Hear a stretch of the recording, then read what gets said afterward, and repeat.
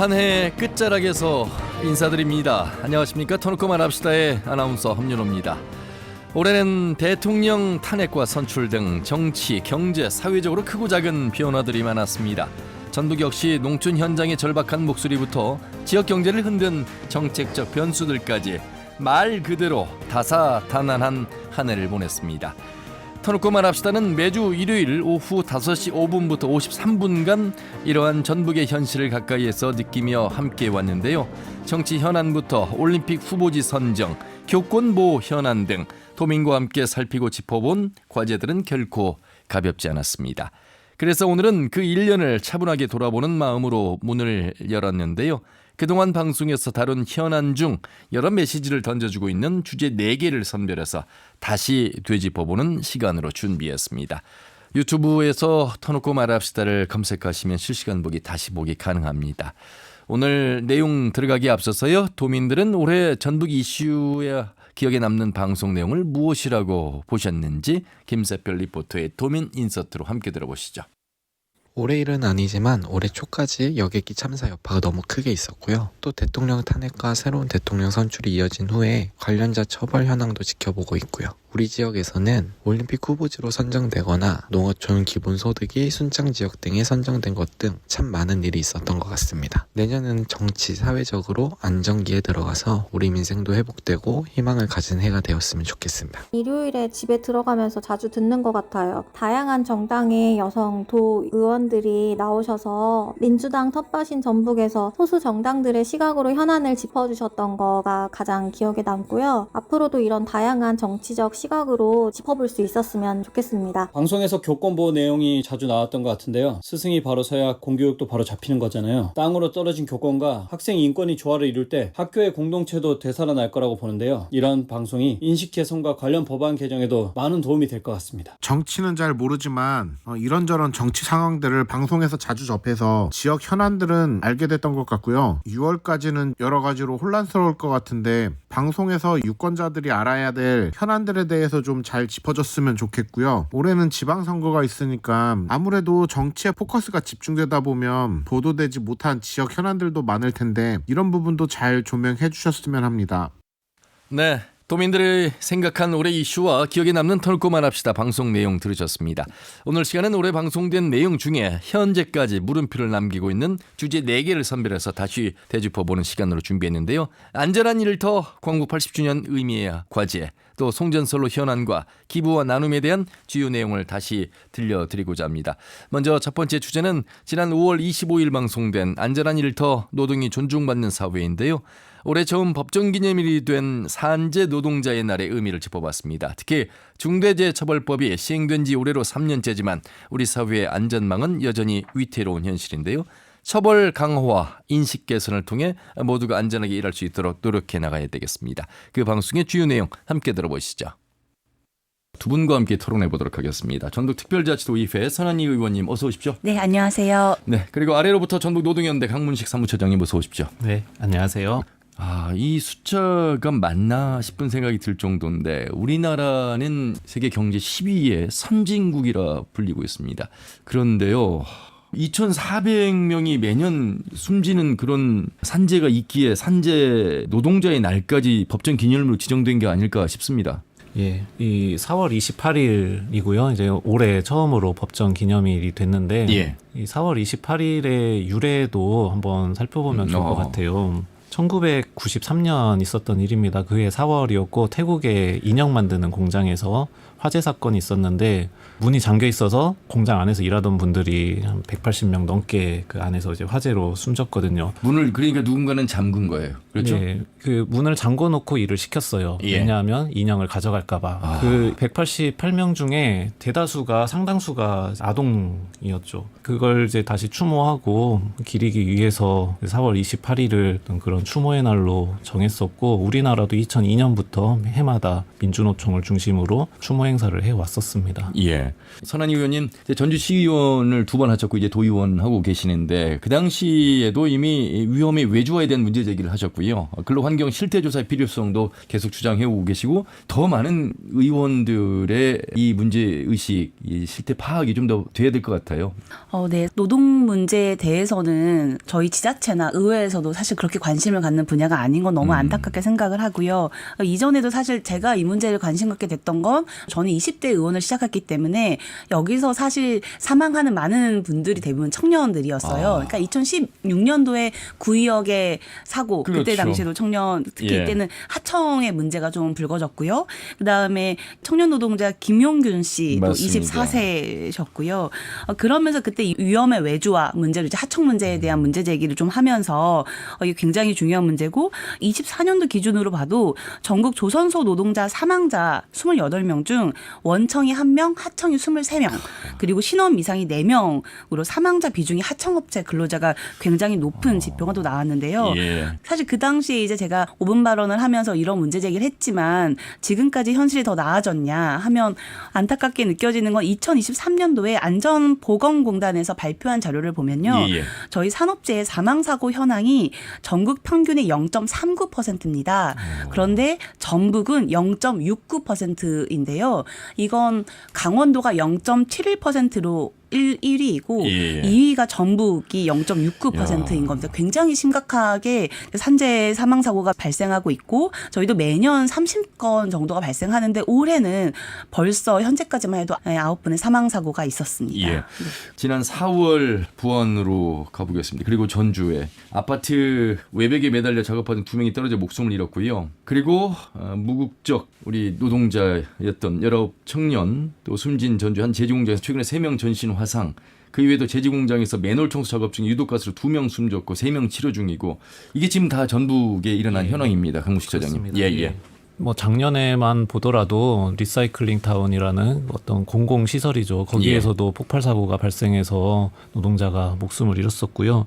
전북의 사망 사고 만인율, 그러니까 10,000명당 몇 명이 사망했는가, 그 만인율이 전북이 거의 뭐 전국 최고 수준이에요. 그렇네요. 작년에도 최고였었고.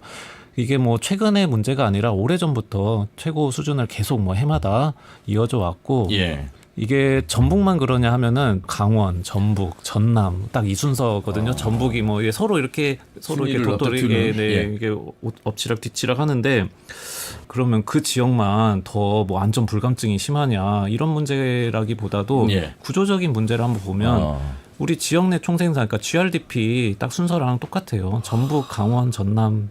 그러면은 과연 이 지역들이 어떤 그 산업 구조를 가지고 있고 노동시장 구조가 어떻냐 이것도 같이 묶어서 그럼요. 보자면은 예. 전북, 강원, 전남 이것들이 비정규직 비율도 높아요. 네, 높은 곳이에요. 그 예. 통계청 경제활동 인구조사나 이런 거 보면은 전북이 전국 평균이 한 38% 되거든요. 전북은 44.7%입니다. 앞서서 위험의 외주화 말씀해 주셨는데 이게 딱 정확히 우리 지역에 적용되는 거죠. 이런 어떤 구조적인 문제를 같이 해결하지 않으면 우리 지역에서 이렇게 계속 더 많은 사람들이 일하다가 죽고 노동자들이 다치고 이 문제를 극복하기가 어려울 겁니다. 예. 그래서 그 선한희 의원님 말씀 속에 원청과 하청의 산재 비율이 너무 차이가 났고 또 아울러서 비정규직이 높은 전북의 전남의 강원의 경우가 산재 사망자가 더 많은 것 같습니다. 저희가 많이 산재 사고를 많다고 해서 제가 자료를 보다가 그러면 진짜 공장 많다고 생각하는 울산 이런 데는 몇 퍼센트일까 했는데 0.22%예요. 진짜 원청이 많은 곳은 사실 산재 사고가 적기는 한 것 같더라고요. 굉장히 어떤 심각한 의미일까요? 원청과 하청이 네. 같은 사람이 같은 노동자 같은 공간에서 일을 하는데 하청이 일을 하는 환경은 더 위험할 수밖에 없는 것인지 아니면 예방책에 대해서 좀 차이가 나는 것인지. 그래서 나온 것이 바로 이 노동자들의 생명을 지키는 꼭 기업을 처벌하겠다는 취지가 아니라 이 중대재해처벌법을 통해서 노동자들의 안전을 좀 더 강화하자는 취지고 그에 대한 처벌을 또 뒤에 시행함으로써도 개선하자는 목소리인데 사실 3년 됐는데 중대재해처벌법으로 적용받는 기업이 많지는 않아요. 그렇죠? 예, 많지 않았는데요. 예. 그래도 이제 5인 이상 사업장에 대해서는 이제 확대 적용이 돼서 지난해부터죠, 그게. 예, 아주 조그마한 사업장이 아니면은 적용된다고는 볼 수 있습니다. 근데 예. 이제 적용 대상은 늘어났는데 이게 정말 이제 법이 실효성이 있느냐, 저는 과하다고 생각하실 수 있지만 좀 더 이렇게 한 발 더 나가서 말씀드리면은 이미 법은, 그러니까 뭐 한쪽에서는 법을 뭐 이렇게 더 후퇴하자라는 이야기하지만 그렇게 할 필요가 없이 이미 법은 사실상 무력화됐어요. 왜냐하면은 법이라는 거는 집행이 돼야 되잖아요. 그러니까 특히 중대재해기업처벌법은 중대재해 예방 의무를 다하지 않은 경영 책임자 원청을 포함해서 이 예. 사람들을 처벌을 해야 된다라는 것이 담겨 있는 거거든요. 그런데 법 시행 이후에 작년 10월까지 법 적용 대상 사망사고죠. 그러니까 중대재해 발생한 게 469건이었어요. 그런데 그중에 기소된 것은 60건밖에 안 됐습니다. 예. 그리고 그게 이제 사법부 넘어가서 또 어떤 판단을 그렇죠. 받았느냐 보면은 삼화건설 군산시에 하수관 거 공사하다가 사망사고 난 곳인데 여기 원청 무죄 선고 어저께 났더라고요. 예. 과연 이게 이미 이게 법이 제대로 작동할 수 있는 상황이냐, 지금 전혀 작동하지 않고 있다. 예. 네, 그런 거죠. 우리 지역에 이 산재로 인한 사망자가 많이 늘어나고 있는 곳 중에 한 곳이 군산의 이제 세아베스트 공장입니다. 이게 벌써 5분이 지금 맞아요. 돌아가셨어요. 그런데 이 법정 공방 지금 어떻게 진행이 되고 있는 거예요? 산재 이게 중대재해처벌법 적용 대상인데. 예. 중대재해기업처벌법 적용 대상이고, 그래서 올해 2월에 기소가 됐고 지금 뭐 공판이 진행되고 있는 것 같습니다. 근데 이 중대재해기업처벌법 적용 그 사건은 2023년도에 발생했거든요. 예. 그리고 2022년도에도 연달아 일하다가 돌아가셨고, 그러니까 2022년부터 2023년까지 사건들이 발생했던 건데, 그러면 올해 2월에 기소가 됐어요. 몇 년이에요, 그러면은 그러면? 최소한 2년 에서 3년 사이 네, 시간이 흘렀네. 그 정말 이 사건은 누가 봐도 너무 그냥 명확한 중대재해였고 예. 회사의 과실도 분명히 있었던 사건이었고, 그런데 이런 사건마저도 기소까지 2년이 걸린다, 최소 2년이 걸린다라고 하면, 근데 이게 지금 법이 실효성이 있는 상황이냐, 이미 무력화됐다라는 거죠. 예. 선한 의원님, 이 동일 사업장에서 이런 사망사고가 계속 반복되는 건 분명 이 문제가 있고 대책 마련해야 되지 않겠습니까? 네, 그렇죠. 그래서 사실은 이제 그런 부분에 대해서 재발 방지 대책이나 이런 얘기를 했을 때 항상 지자체가 얘기하는 얘기는 똑같습니다. 그 사고가 난 이유는 고용노동부에서 관할하고 있고 그것도 점검도 거기서 하고 있기 때문에 지자체의 역할 자체가 예방에 그친다라고 얘기를 하는데요. 사실 그렇게 얘기하면 안 되는 부분이 결국에는 도민분들이 사실 그런 사고에 처하는 거기 때문에 그렇죠. 적극적인 대응을 해야 되는 거고, 이번에 이제 전주에 있는 제지공장이나 이런 사건들이 일어났을 때도 제가 지자체에 확인을 해보면 도의 입장에서는 사실 매뉴얼 자체가 없더라고요. 사고가 발생하면 인지하고 어느 팀이 나가고 이 부분이 전혀 없어서 기업을 이제 뭐 지원하는 팀이 나가야 되는지 아니면 실제 이제 노동 관련한 이제 노사 협력 팀이 나가야 되는지 이런 부분에 대해서도 서로 갈등이 좀 있었어요. 그러니까 이럴 정도로 지금 우리가 도청에서 이 업무 자체가 아예 없었다는 거죠. 그 정도라면. 그래서 이 매뉴얼에 대한 것도 굉장히 필요하다는 생각이 좀 들었고요. 예. 여전히 예방이 목표다. 우리는 예방밖에 할 수 있는 게 없다라고 얘기하는 부분에 있어서 계속 산재 사고가 난다면 사실은 기업하기 좋은 도시 만들고 싶다고 하면서 전반적으로는 계속 사람들이 이렇게 다치거나 사망사고가 일어나는 것에서 어떻게 기업하기 좋은 도시가 되겠습니까? 도에서도 이런 부분에는 TF팀을 꾸리든지 아니면 적극적으로 대응할 수 있는 조직 체계 마련이 정말 필요하다고 좀 생각이 듭니다. 네, 오늘은 터놓고 말합시다와 함께한 2025년 전북의 기록이란 주제로 진행하고 있습니다. 앞서 안전한 일터 노동이 존중받는 사회에 대해 살펴봤고요. 이어서 두 번째 주제는 지난 8월 17일에 방송된 광복 80년 우리가 기억해야 할 역사입니다. 올해는 일제치하에서 벗어난 지 80년 일사늑약 120주년이 되는 해이기도 하죠. 전북은 동학농민혁명의 중심지이자 한강 이남 최초로 3.1 만세운동이 시작된 지역입니다. 그만큼 잊혀진 지역 영웅을 발굴하는 데 집중하고요. 우리 아픈 역사도 기억해 나가야 하겠습니다. 방송 주요 내용 함께 들어보시죠. 두 분 모시고 말씀 나누도록 하겠습니다. 먼저 광복회 전북지부의 이강한 지부장님 어서 오십시오. 네, 안녕하십니까. 반갑습니다. 그리고 원광대학교 역사문화학과의 김주용 교수님 어서 오십시오. 예, 안녕하십니까. 일단 두 분 다 독립운동가의 후손이셔서 특별히 더 의미가 있고요. 광복 80주년을 맞이하는 우리 국민의 자세 그리고 우리가 기억해야 될 거. 사실 제가 산 시간 50년 동안에 대한민국이 전 세계에 10위라고 하는 강대국 선진국이 돼 있는데 우리는 이 광복 80주년을 그렇게 기억하고 있나? 먼 역사, 먼 이야기로만 생각하고 있지 않나? 아직도 괴리감이 있지 않나? 이런 생각들을 지울 수가 없는데요. 그런 면에서 한번 시작의 문을 좀 두 분께서 한번 잘 열어주시면 좋겠습니다. 예. 독립운동 정신이라고 그러는 거는 우리가 과거에 그냥 유산으로 이렇게 남겨서 이런 일이 있었다로 기억하면 안 된다는 생각이에요. 그렇죠. 그 정신이 이어져서 우리가 앞으로 이어나가는 방향으로 가줘야 되고 이 자주 독립이나 인류의 평등, 평화, 공존에 관한 항구적인 의식을 우리 민족의 정신으로 딱 바탕을 삼아가지고 이제 앞으로 더 세계에 뻗쳐나가는 나라로 만들어가야 된다. 이 광복 80년은 독립운동가들 항일 독립 투쟁이 뿌리가 되긴 하지만 거기 같이 한 건 모든 국민들의 역할이었고 예. 또 그 국민들의 역할이 민주화와 이 자유 경제 발전을 하는데도 다 앞장서 왔기 때문에 이 국민 정신이 하나로 뭉쳐서 세계로 나가는 길로 나가야 된다. 그게 80주년에 가장 갖춰져야 할 목적이다. 이렇게 생각을 합니다. 예. 김주영 교수님, 무언가 문명은 계속해서 변화하고 있고 그 속에 우리 인간은 갈수록 더 고립되고 외롭고 공동체가 회체되고 도덕성이 상실되고 이런 가운데 역사가 그러면 우리에게 무엇을 시사하는가? 이것은 굉장히 우리를 다시 자립하고 독립하게 만들 수 있는 인간에게 주는 큰 힘이 이 역사가 아닐까 이런 생각을 감히 해보게 되는데요. 어떻게 보세요? 예, 작년에 12월 달에 우리 한국에서는 큰 일이 있었지 않습니까? 아, 계엄이 있었죠. 예, 계엄과 이른바 내란.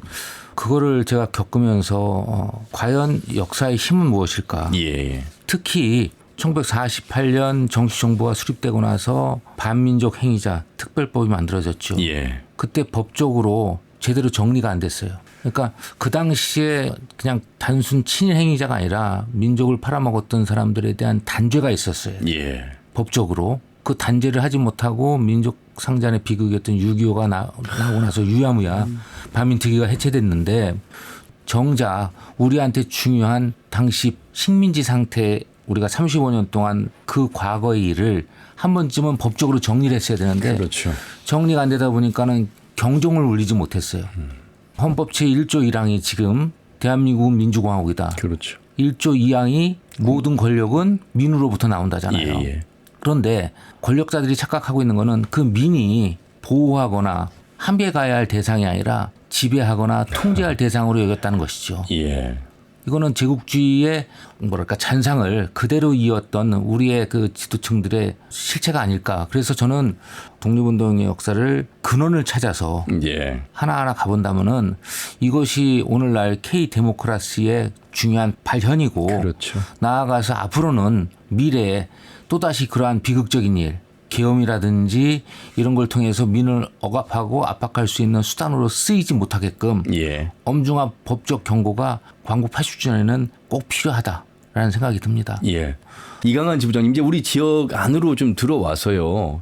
한강 이남 최초로 3.1 만세 운동 우리 군산 얘기했고 우리 익산 정읍 임실 할 것 없이 독립운동과 관련해서는 또 호남 전북을 빼놓을 수가 없어서 전북 지부의 지부장으로서 그 역사를 좀 한 말씀 해 주시죠. 전북의 독립운동은 전국에서 가장 치열하게 독립운동을 한 곳이고 인구 대비로 봤을 때 그 규모가 지금 전국에서 첫 번째나 두 번째 정도 되는 숫자입니다. 1240명의 독립운동가가 있는데 독립운동 분야도 다양해서 가장 먼저 있었던 게 의병전쟁인데 이 의병전쟁도 우리 동학 때문에 조금 늦어졌거든요. 동학 탄압 때문에 많은 사람들이 죽어서 서울에서는 1895년에도 있었는데 우리는 1946년에 의병이 처음 시작되었는데 이때로 시작을 해서 전라북도에서 각지에서 일어난 의병들은 전라남북도를 다 왔다 갔다 하면서 의병 전쟁을 했습니다. 그래서 전해산 의병장 같은 경우는 나는 산과 바다를 다 통틀어서 싸우고 다니겠다 해서 호를 해산이라고 해요. 바다와 산을 다 다루는 해산이라고 하신 분이 계시고 이석영 의병장이란다든지 순창의 해문산에서 있던 그 양윤숙 의병장이란다든지 의병장으로 추대되신 분들 의병들만 해도 지금 한 30명 됩니다. 그래서 굉장히 많은데 이 30명이 의병장이 있었다면 그 밑에 50명에서 100명의 의병이 있으면 1500명에서 2000명, 3000명 의병들이 10,000명 가까운 의병들이 움직였다고 이렇게 보면 됩니다. 근데 그분들 이름이 다 안 나와 있죠. 네. 의병 전쟁 끌어나고 나서 대한 독립의금부라고 임병찬 의병장이 의금부를 세워서 전국에 365개의 지부를 두고 일본에다가 천황한테 통치권을 넘겨라. 우리는 준비가 돼 있다. 하다가 또 잡혀서 진도로 귀양 가서 돌아가신 그런 분들도 계시고 그 뒤에 이제 3.1운동이 일어나기까지 독립자금 또는 독립운동을 하셨던 분들. 한강이나 뭐 최초 독립운동이 군산, 전주 할 것 없이 임실, 오수, 산간 지역까지 안 한 곳이 없죠. 맞습니다. 최고 조그마한 산골짜기 50명 동네까지 몇천 명에서 전주 같은 경우는 뭐 5만 명 정도 동원됐다고도 하는데 큰 규모의 독립운동이 있었고 3.1운동이 일어난 뒤에 김상곤 씨라고 순창부는 임시정부에 가서 잡혀가지고 또 다시 3년형을 살고 나와서 또 다시 또 3년형을 받으러 잡혀들어가신 2번, 3번을 형을 받으신 김일두 선생님 그리고 그 함경도 그 신창 파출소를 털었던 우리 김춘배 의사 같은 분들도 계시고 거기 그분을 잡기 위해서 경찰 2만 명이 동원돼서 19일 동안 추적을 하고 다녔던 그런 역사적인 사건도 있고요. 또 아까 한글을 지켜낸 우리 정인승 선생님이란다든지 민족대표 이분들 제외하고도 가장 컸었던 저기가 아마 전라북도 분들이 부유하게 그래도 생활에 여유가 있다면 독립자금 지원에 관한 부분이 가장 많습니다. 그래서 아까 이인식 선생님 같은 경우는 카사를 다 털어서 독립자금으로 보내고 나중에 며느리가 우리 집이나 하나 남겨놓고 하지 뭐 이런 이야기를 할 정도로 어려웠고 또 옥구 농민들이 소장료 때문에 분쟁이 시작된 게 독립운동으로 발전을 해서 33명의 독립운동가가 나왔고 마지막으로 이종희 선생님 같은 경우는 광복군 지대장을 하시면서 활동을 하시다가 귀국을 할 때 오다 뱃속에서 돌아가셨어요. 귀국하시면서 뱃속에 김재분이신데 그런 분도 계시고 민족의 사무사 윤봉길 이봉창 선생님하고 같이 세 분 그 사무사라고 그래가지고 구파 백정기 선생님은 지금 효창공원에 묘가 나란히 세 분이 모셔져 있는 분도 유명한 분도 계실 뿐만 아니라 그 마지막 그 전쟁이 한참 심할 때 활동했던 분들이 학생들 비밀결사운동인데 지금 우리 살아계시는 이석규 애국지사님하고 그 동지들이 순창 농구 학생들이었는데 여기에서 결사한 분들이 환영회라는 조직을 만들어서 비밀결사운동을 했고 그 광주 사범으로 진학을 한 학생들은 무등회라는 독립운동 전주 사범으로 오신 분들은 우리들이라는 모임을 만들어서 학생 독립운동의 중심이 되었던 곳이 우리 전라북도인데 그분들에 대한 이야기도 다 아직 지금 참 찾지를 못하기는 했습니다. 아까 그 이강한 지부장님께서 이제 우리 전북의 의병장 또 독립운동가 분들 말씀하셨어요. 항상 우리 김주영 교수님 고향은 여기가 아닙니다만 우리 전북의 미시사의 이 독립운동 발자취가 굉장히 의미가 있다라는 말씀하셨고 그중에 33인 민족 대표 중에 한 분이신 박준승 선생 또 백정기 의사 문영규 열사 좀 더 우리가 그리고 군산의 가장 독립선언 뭐 전달해줬던 김병수 선생 장수의 백용성 선생 뭐 많습니다. 근데 우리가 모르고 공부를 하고 모르고 지내온 것 같아서 조금 설명을 좀 더 드려야 될 것 같습니다. 2025년 기준으로 전라북도 독립운동 유공자가 약 1145명인데요. 충청북도하고 비교했을 때 거의 2배 정도 됩니다. 많습니까? 많습니다. 전라북도는 동학농민혁명부터 시작해서 반외세 반봉건의 어떤 핵심적인 지역인데 그것이 독립운동하고 100% 연결됩니다.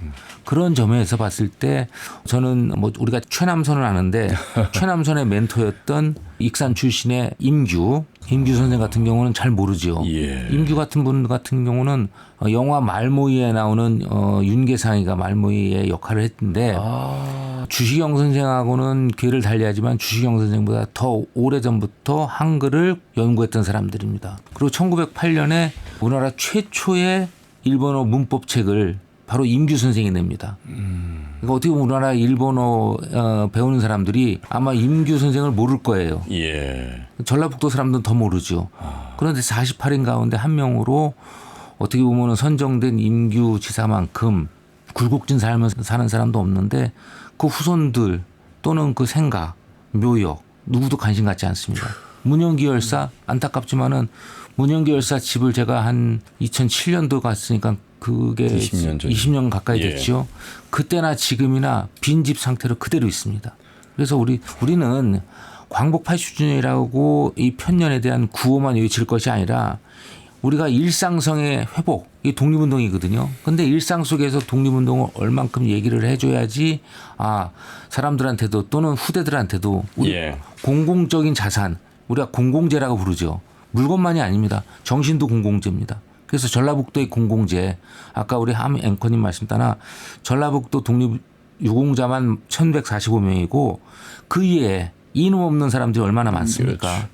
그분들을 발굴하고 기념하고 기억하는 일들, 이것이 바로 중앙정부가 못한다면은 지자체에서는 그걸 해야 되거든요. 예. 근데 늦지 않았습니다. 그래도 각 지역마다 독립운동 기념관은 익산도 있지만은 80주년이라는 이 편년을 계기로 보다 한 단계 성숙된 예. 전라북도의 독립운동 연구의 해로 예. 삼기를 저는 기원합니다.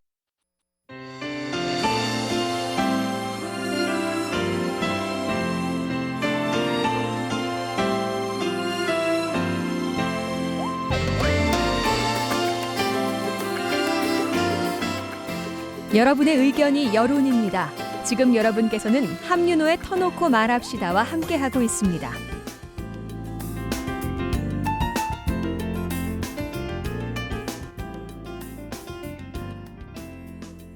네, 오늘은 터놓고 말합시다와 함께한 2025년 전북의 기록이라는 주제로 함께하고 있는데요. 그동안 방송에서 다룬 현안 중에 다시 되짚고 싶은 주제 4개를 선별해서 주요 내용 들려드리고 있습니다. 앞서 광복 80년 우리가 기억해야 할 역사에 대해 살펴봤고요. 이번엔 지난 9월 7일 방송된 계속된 송전솔로 갈등, 에너지 지산지소 실현할 수 없나라는 주제입니다. 수도권에 대규모 전력을 공급하기 위한 송전솔로 건설이 추진되고 있죠. 경과 대역이 도내 14개 시군을 통과할 것으로 보이면서 지역민들이 크게 반발하고 있습니다. 무엇보다 R200 전기가 필요한 기업이 전북으로 올 수 있는 에너지 지산지수 정책과 주민 수용성 강화를 주문하고 있죠. 현재도 갈등이 계속되고 있습니다. 관련 방송 내용 함께 들어보시죠.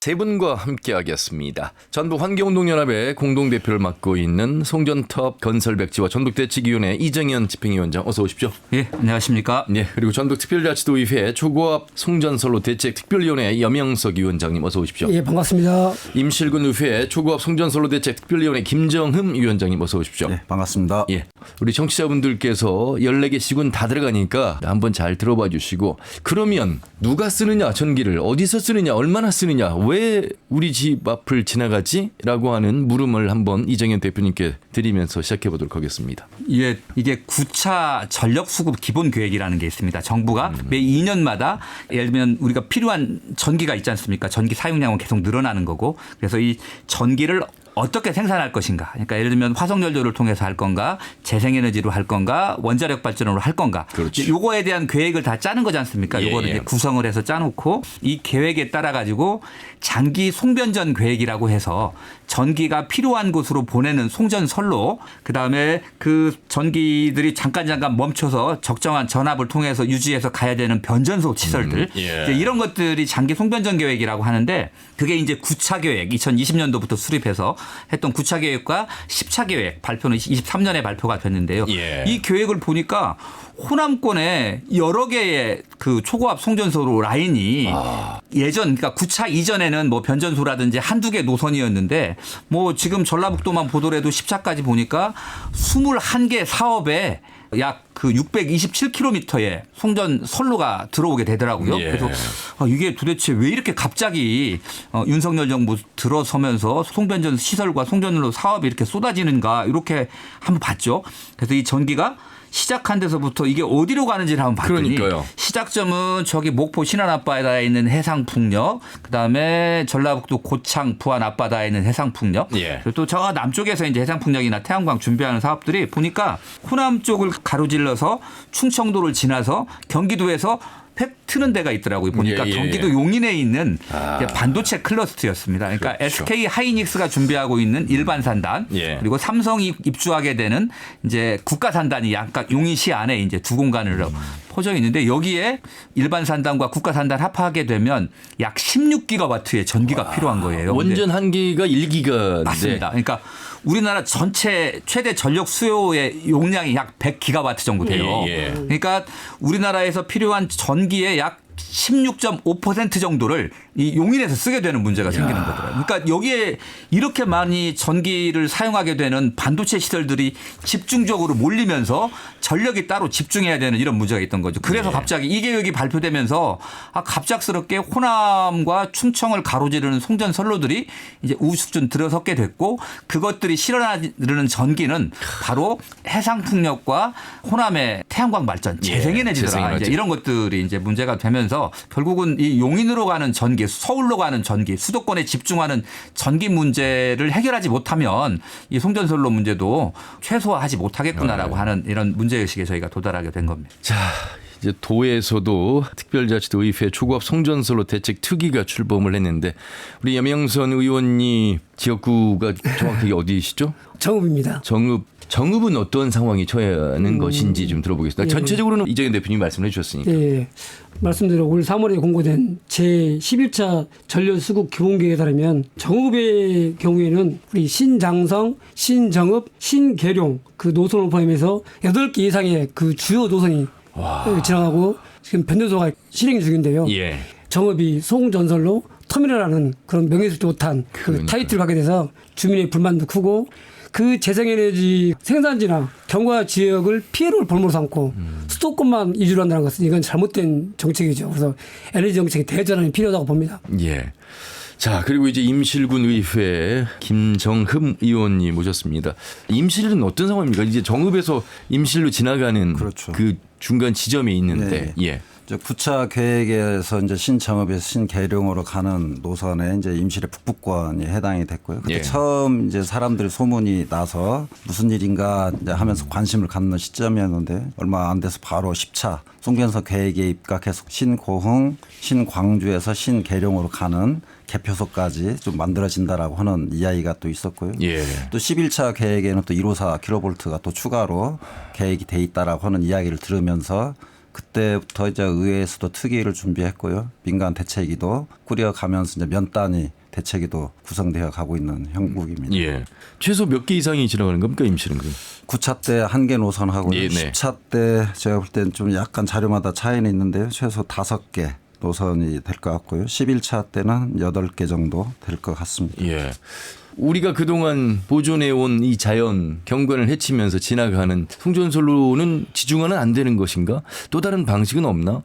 기업이 내려오면 안 되나? 그 기업에게 이 재생에너지 저렴하게 사용할 수 있는 기회도 주고 지역균형 발전도 되고 이런 민원도 해결할 수 있을 텐데 이런 방법은 아예 없는 것인가? 의지가 없는 것인가? 답은 나와 있는데 뭐 이런 생각들을 하게 됩니다. 우리 염 의원님, 김 의원님 말씀 들어보겠습니다. 말씀대로 우리 전북 특별자치도가 지중화율이 15%로 제일 낮거든요.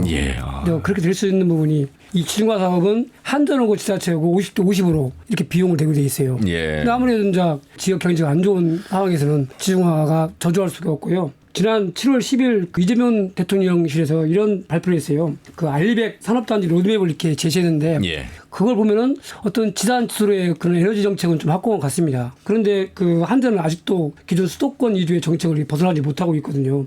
이런 부분에서 얼마 전에 의미 있는 입법 발의를 했는데 우리현택 의원님께서 지역에서 생산한 재생에너지는 지역에 우선 공급한다라는 지역사업법 일부 개정 법률을 이렇게 제시했어요. 그런 부분에서 저희도 적극 이렇게 지지하고요.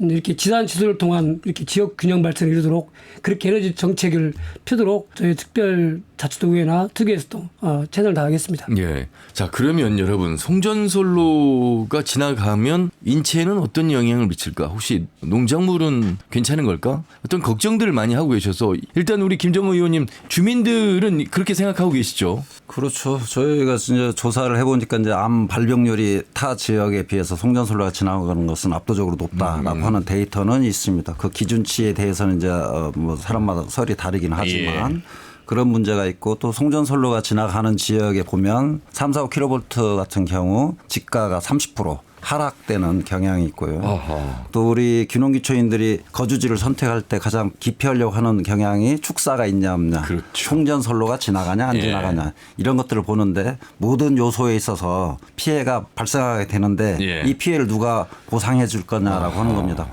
보상 기준이라고 하는 것도 제가 볼 때 선진국보다는 다 낮은 형태로 되어 있기 때문에 밀어붙이기식 아니면 주민이 어쩔 수 없이 선택할 수밖에 없는 구조로 이 보상 문제도 이렇게 진행되고 있지 않는가 그런 생각이 듭니다. 예. 한전 저희가 인터뷰를 시도했습니다만 서면으로 답변을 전해왔는데 제가 몇 가지 전해드리고 토론을 이어가도록 하겠습니다. 신정읍에서 신계룡 구간의 송전선로 사업을 둘러싸고 효력정지 가처분 소송이 진행되고 있습니다. 이에 대한 한국전력 측의 입장을 물었는데요.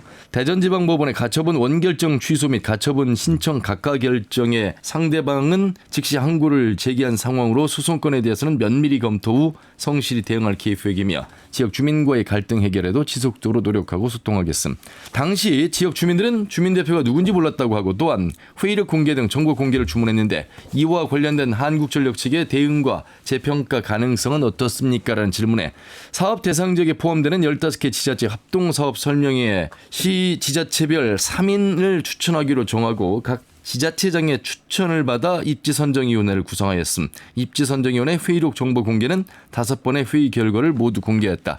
15개 지자체가 참여하여 관련 기준과 절차에 의거해 최적의 경과 대역을 결정한 것으로 한전의 일방적 변경은 불가하다. 자, 그리고 송전선로 설치 지역 주민들이 받게 되는 영향에 대해서는 한전과 주민 간의 입장 차이가 있습니다. 주민들이 우려하는 전자파 피해, 경관 훼손, 개발 행위 제한 등에 대한 한전의 의견과 또 송전선로 설치로 인한 보상도 설명해달라는 질문에 세계보건기구는 전자파와 인체 인구와 관계는 과학적으로 입증되지 않았다는 것이 공식 입장이며 345kV 송전선로 직하 전자파 평균 측정값은 1.53 마이크로 테슬라로 국내 기준 대비 2% 미만의 매우 낮은 수준. 경관 훼손에 관련해서는 3차원 시뮬레이션 검토 등을 통한 경관 분석과 환경영향평가법에 의거해 경관 훼손을 최소화하기 위한 대책을 수립하고 있고 또 개발행위 제한은 송전선로가 지나가는 필지에서 건축물 설치 등 개발행위 시에 전력성과 최소 법정 이격거리 그러니까 7.65m 이상 확보할 경우에 개발행위는 가능하다. 한전은 우리 주민들과는 좀 더 다른 입장에서 이 답변을 보내왔다는 말씀드리겠습니다. 이정현 대표. 예, 독일에서는 일단은 기본적인 망 건설에 대한 계획들, 그러니까 발전원 계획부터 아주 기본적인 계획에서부터 전국 계획부터 시민들이 참여할 수 있도록 얘기하고 있고요. 예. 지금 변전소와 변전소를 미리 잡아놓은 상태에서 노선 결정은 갈 수 있는 길들이 거의 뻔하거든요. 근데 독일 같은 경우는 이 시작과 종점이라고 할 수 있는 요것 역시도 지역 주민들이 정합니다. 우리나라는 이 시점과 종점을 결정하는 과정에서 주민들이 참여하지 못하고 있는 거거든요. 그리고 선이 지나가는 최종 확정 이 3단계 모두가 지역 주민들이 참여할 수 있도록 하는 거고요.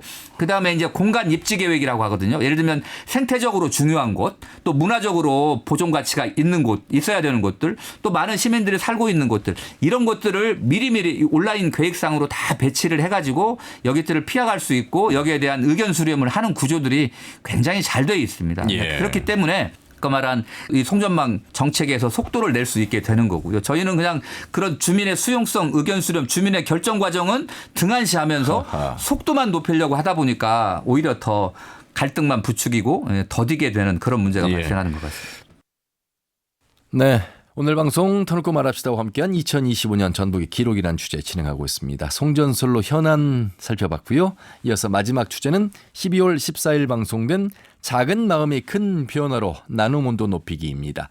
연말 연시를 맞아 어려운 이웃을 향한 따뜻한 나눔이 이어지고 있지만 경기 침체가 계속되면서 기부의 손길도 줄고 있습니다.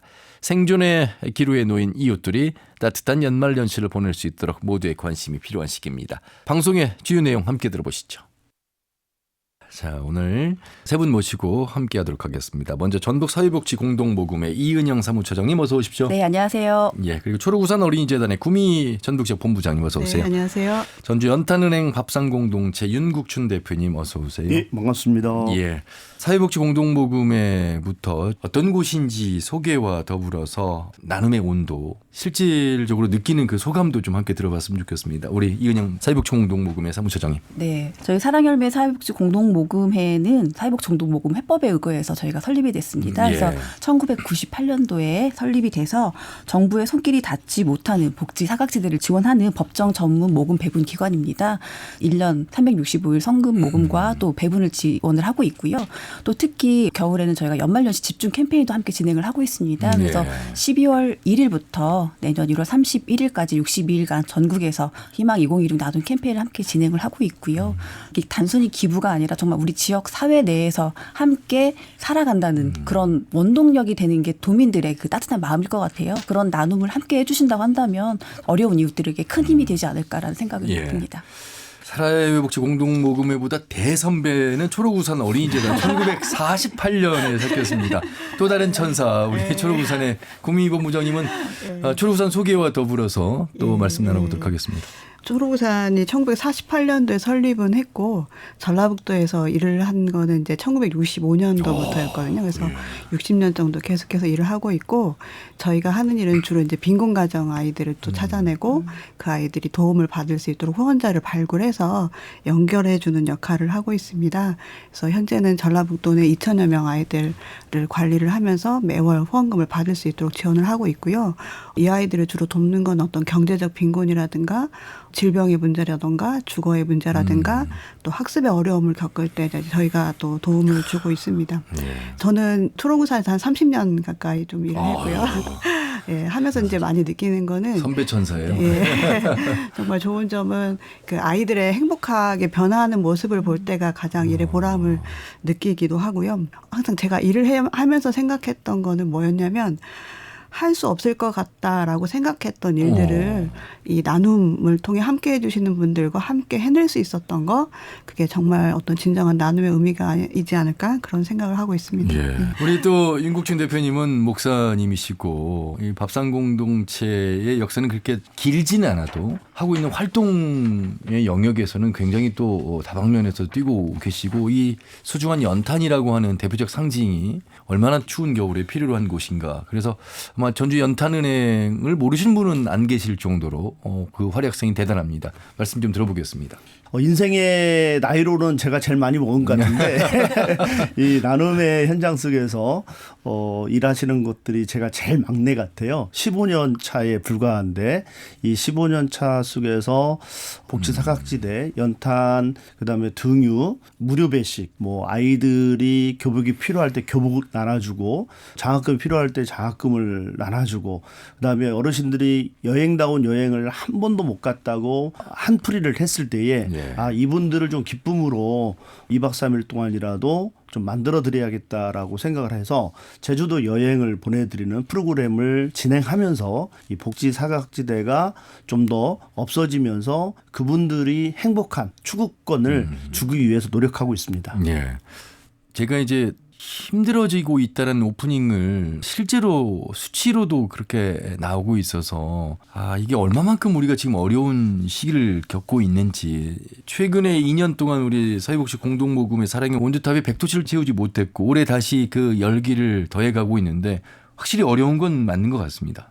네, 맞습니다. 앞서 말씀하신 것처럼 이제 재작년 희망 나눔 캠페인의 온도를 미달성을 했는데요. 사실 저희가 금액에서 보았을 때는 저희가 116억 1천만 원이라는 모금 목표액을 두고 있지만 실질적으로 2개년 연속 저희가 100억 원을 2달 동안에 모금이 됐어요. 그렇게 금액으로 따져서 봤을 때는 정말 이 전북 도민들의 나눔을 또 이웃을 생각하는 마음들은 정말 더욱 더 따뜻했다라는 그런 생각이 들고요. 사실 저희 전북은 정말 정이 넘치는 지역이라고 제가 감히 말씀을 드릴 수가 있을 것 같은데요. 저희 그 기부금의 그 포션을 보면은 개인 기부율이 거의 60%를 차지를 하고 있어요. 그렇다고 큰 금액을 기부를 하시는 게 아니라 정말 저희가 연말에 KBS에서도 그 언론사 모금을 진행을 해주시지만 어디 마을 그 주민 일동 이런 식으로 정말 마을에 계시는 분들 아니면은 정말 1,000원부터 아이들의 그 어린이집에서 모아주신 고사리 손에 모아주신 그런 작은 금액들이 모인 지역이다 보니까 이런 그런 작지만 정말 큰 힘을 발휘하는 지역이 우리 전북인 것 같고요. 예, 예. 이웃을 생각하는 마음에 금액을 줄이지 않고 꾸준히 이어가 주시는 그런 기업들이 있기 때문에 지역사회에 힘이 되는 그런 원동력이 되지 않을까 싶습니다. 자, 초록우산 하면 어른 아이 할 것 없이 모든 우리 국민이 초록우산과 함께하고 있고 특히 또 정기 후원하고 계시는 우리 시민 도민분들도 많이 계시고 연말 우리 특히나 들뜬 세대가 우리 아이들이 아닐까 싶은데 또 많은 걸 또 준비하고 계시더군요. 네, 아무래도 12월이 되면 항상 누구나 기다리는 이제 크리스마스가 있지 않습니까? 그렇죠. 그래서 저희가 아이들에게 한 해 정말 잘 살았다라는 의미의 좀 선물을 좀 주고 싶어서 산타 원정대 출범식을 지금 준비를 하고 있고요. 올해는 이제 가족 돌봄 아이들 한 150여 명에게 이 선물을 전달을 하려고 하고 있습니다. 와, 이 받는 기쁨 얼마나 설렐까요? 사실 이게 지금 어떤 아이가 받을 거라고 생각하고 있는 거 아니잖아요. 예, 자기는 모릅니다. 모르죠. 예. 사실 저도 신입사원 때 우리 초록우산과 더불어 산타원정대 그 사회도 보면서 야, 저 선물 받는 아이들은 참 좋겠다. 그런 생각을 했는데 이런 산타원정대와 같은 행사에 150명이 아니라 정말 더 많은 아이들이 받으면 좋을 텐데 역시 작년, 재작년, 올해 어려운 경제의 영향을 좀 많이 받는 것 같아요. 네네. 그렇죠. 저희도 정말 많은 아이들에게 주고 싶은 거가 또 바람이기도 한데 사실 저희도 코로나 이후로 계속해서 체감하고 있는 거는 후원자 수가 계속해서 감소를 하고 있어요. 저희도 한 9천여 명까지 갔었던 정기 후원자 수가 최근에는 이제 8천 명대로 좀 떨어지게 됐고요. 주로 분석을 해보면 개인 소액 기부자보다는 그동안에 중고액 후원자분들이 좀 중단율이 높았어요. 그게 이제 아마 경기 여파이지 않을까 싶고 어떤 중소기업이나 소상공인들의 어려움이 이런 후원으로 연결되지 않았을까 그런 생각을 하고 있습니다. 예. 초록우산도 그렇습니다만 이 우리 밥상공동체 전주연탄은행도 예전에 뭐 예를 들어 고등학생들이 연탄 봉사를 올 때 그것도 기부금도 같이 가져오고 오고 그랬는데 그 기부금도 많이 줄었고 심지어 오랫동안 그 기업에서 후원했던 그 금액이 끊기는 사례. 그래서 야, 이게 현실이구나 이런 생각을 들었는데 역시 초록우산도 회원 수가 1,000명이나 줄어들 정도고 우리 목사님 말씀 좀 들어야 되겠습니다. 저희가 25-26 사랑의 연탄 나눔 목표치가 80만 장이에요. 근데 현재로서는 13만 장에 불과한데 도민들의 관심이 연탄은행의 집중도가 떨어졌다라면 초록우산이라 아니면 사랑의 열매 쪽으로 가야 되는데 또 그게 아니다 보면 아무래도 경기 침체의 원인이 가장 크지 않을까 하는 생각을 좀 갖습니다. 앞으로도 이 추운 겨울은 3, 4개월은 계속 가게 될 텐데 목표가 80만 장인데 13만 장이면 앞으로 그러면 67만 장을 더 후원을 받아야 되는데 사랑의 온도탑보다도 더 지금 온도가 올라오질 못하고 있어요. 이거 전라북도 4,000세대 기준하면 300장씩만 드려도 120만 장이 있어야 되거든요.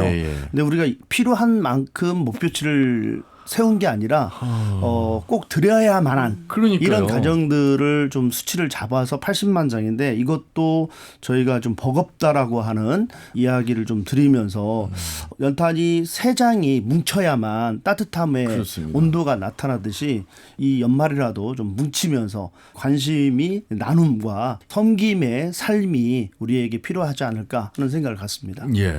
여러분 연탄 한 장 900원인데요. 900원이 5장이 모이면 하루를 따뜻하게 보낼 수 있습니다. 기부의 손길이 줄어들 때 어떻게 활동 능력을 키우는지 그리고 더 많은 분들에게 그 힘이 되는 말씀을 좀 해주시면 좋겠습니다. 이은영 사무처장님. 앞서 말씀하신 것처럼 전북은 정말 기초수급자 비율이 전국에서 가장 높은 지역입니다. 1위예요, 1위. 네, 맞아요. 그렇죠? 1위인데요.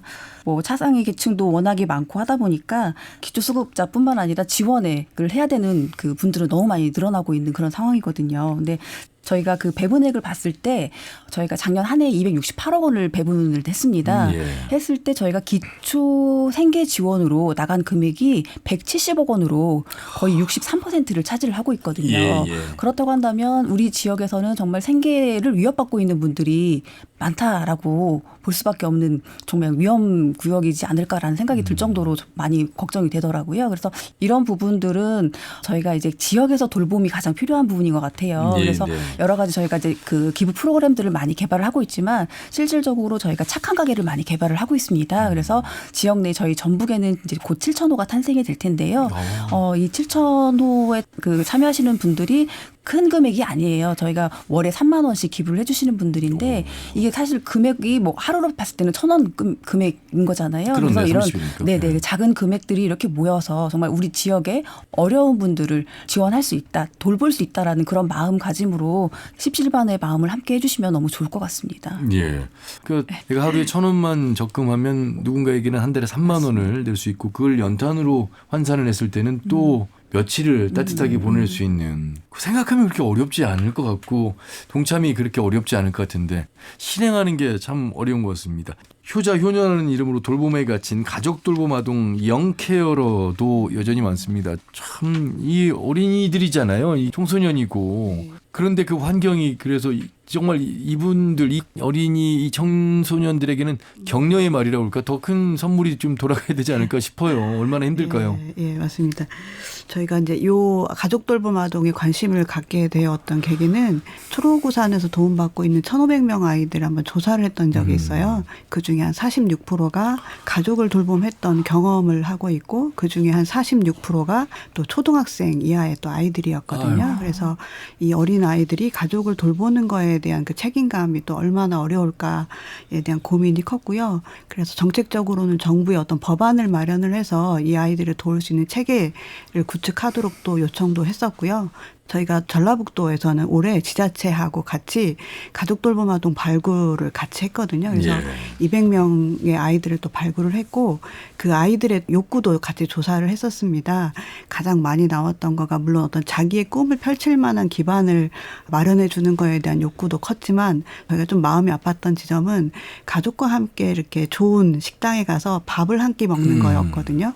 그래서 그거에 또 관심 갖고 도와주신 후원자분들이 있어서 이 200명 아이들이 각 지역에 원하는 좋은 식당에 가서 좀 식사를 할 수 있도록 했던 그런 그 행사도 좀 저희가 진행을 했었습니다. 예. 이렇게 가족 돌봄 아동은 정말 따뜻한 식당에서 편안한 식사 한번 하는 게 또 소원인 우리 아이들에게는 또 여러 가지의 후원의 손길, 방식이 좀 존재할 것 같습니다. 그 일상화를 다양한 형태로 할 수 있습니다. 우리 초록우산에서도 열려 있는데요. 특히 아이들에게 관심이 많은 우리 기부자들이 계시다면 우리 초록우산에서도 좀 방법을 좀 알려주세요. 초록우산에 연락을 주시면 예, 저희 예. 재단의 후원자가 되어서 아이들을 함께 또 도울 수 있고요. 예. 전화번호가 어떻게 됩니까? 276-2589번입니다. 예. 272-2589는 초록우산이고요. 연탄은행은 226국이에요. 226국에 예, 9022입니다. 예, 제가 이제 외웠습니다. 이제 226국에 902. 사회복지공동모금회는 워낙 많은 분들이 이제 사랑의 열매로 좀 알고 계셔서. 네, 맞습니다. 네. 예. 사랑 열매 사무실은 282-0606인데요. 예. 기본적으로 저희가 이제 ARS가 오픈이 되어 있다 보니까 그렇죠. 예, 그 060-700-0606으로 뒷번호 같은 번호로 저희가 열려 있습니다. 그래서 한 통화에 2,000원씩 참여가 가능하시니까요. 좀 예. 간편하게 해주시면 좋을 것 같습니다. 예. 네, 지금까지 터놓고 말합시다와 함께한 2025년 전북의 기록이라는 주제였습니다. 안전한 일터, 광복 80주년의 의미, 송전설로 현안과 기부와 나눔에 대한 주요 내용 살펴드렸습니다. 이번 주제처럼 올 한 해 방송도 우리 도민과 함께 맞는 소중한 기록이자 역사가 아니었나 싶습니다. 현장에서 전해주신 목소리와 의견, 응원이 있었기에 지역의 삶과 온도를 담아내는 소통의 창이 될 수 있지 않았나 싶습니다. 다시 한번 감사의 말씀드리고요. 올 한 해도 잘 마무리하시길 바라겠습니다. 지금까지 터놓고 말합시다의 아나운서 함윤우였습니다. 고맙습니다.